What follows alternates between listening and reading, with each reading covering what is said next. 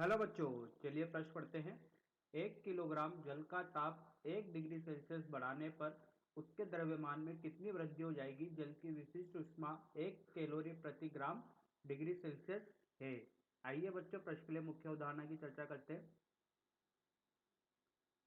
मुख्य अवधारणा। तो बच्चों देखिए, किसी भी द्रव का ताप 1 डिग्री सेल्सियस बढ़ाने के लिए उस द्रव की मात्रा 1 किलोग्राम है, तो आवश्यक ऊष्मा विशिष्ट ऊष्मा कहलाती है। इसे एच से प्रदर्शित करते हैं। यह विशिष्ट ऊष्मा बराबर होती है डेल्टा क्यू बटे एम डेल्टा टी। तो यहां से अपन बता सकते हैं कि 1 ग्राम जल का ताप बढ़ाने के लिए 1 डिग्री सेल्सियस से जितनी ऊष्मा लगेगी वही ऊष्मा क्या कहलाएगी? विशिष्ट ऊष्मा कहलाएगी। आइंस्टीन द्रव्यमान ऊर्जा समीकरण E बराबर एम सी का वर्ग। आइंस्टीन की द्रव्यमान ऊर्जा समीकरण यह बताती है कि द्रव्यमान को ऊर्जा में परिवर्तित किया जा सकता है और ऊर्जा को किस में परिवर्तित किया जा सकता है? द्रव्यमान में परिवर्तित किया जा सकता है। आइए बच्चों, इस मुख्य उदाहरण के आधार पर प्रश्न को हल करते हैं। बोला गया है जल की मात्रा 1 किलोग्राम है, तापांतर 1 डिग्री सेल्सियस है, तो ये कितना हो जाएगा? 1000 ग्राम। विशिष्ट ऊष्मा दी गई है 1 कैलोरी प्रति ग्राम डिग्री सेल्सियस। और अपन जानते हैं कि 1 कैलोरी बराबर होता है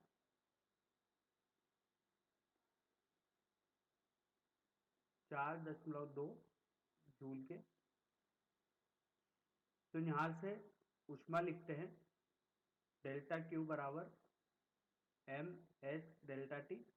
एस क्या है? विशिष्ट ऊष्मा। मान रखते हैं बच्चों 1000 गुणे 1। यहाँ पर द्रव्यमान ग्राम में इसलिए रखा क्योंकि विशिष्ट ऊष्मा यहाँ पर ग्राम में दी गई है अपन को, गुणे 1। तो यहाँ से अपन को मिला 1000 कैलोरी। ये वो ऊष्मा है जो कि 1 किलोग्राम द्रव्यमान का ताप 1 डिग्री सेल्सियस से बढ़ाने के लिए आवश्यक है। अब देखिए आगे की तरफ, अगर इसको जूल में परिवर्तित करते हैं तो गुणा करना पड़ेगा 4.2 से। तो ये ऊर्जा जो आएगी ये आएगी 4200 जूल। अब आइंस्टीन की ऊर्जा समीकरण से देखते हैं बच्चों।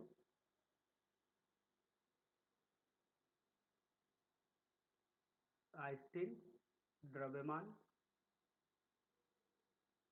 ऊर्जा समीकरण, जैसा मुख्य उदाहरण में देखा, E बराबर एम सी का वर्ग। सी कैप निर्वात में प्रकाश की चाल।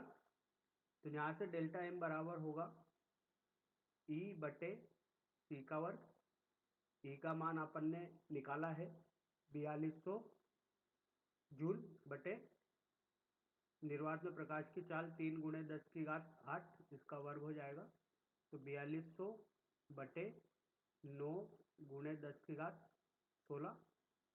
तो इसको हल करते हैं तो देखिए बच्चों क्या मिलता है अपन को।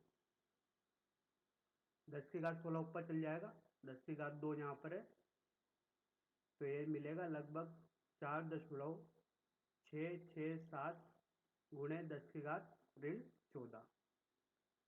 और ये ऊर्जा अपन ने जूल में ली है, तो यहाँ पर द्रव्यमान किलोग्राम में प्राप्त होगा।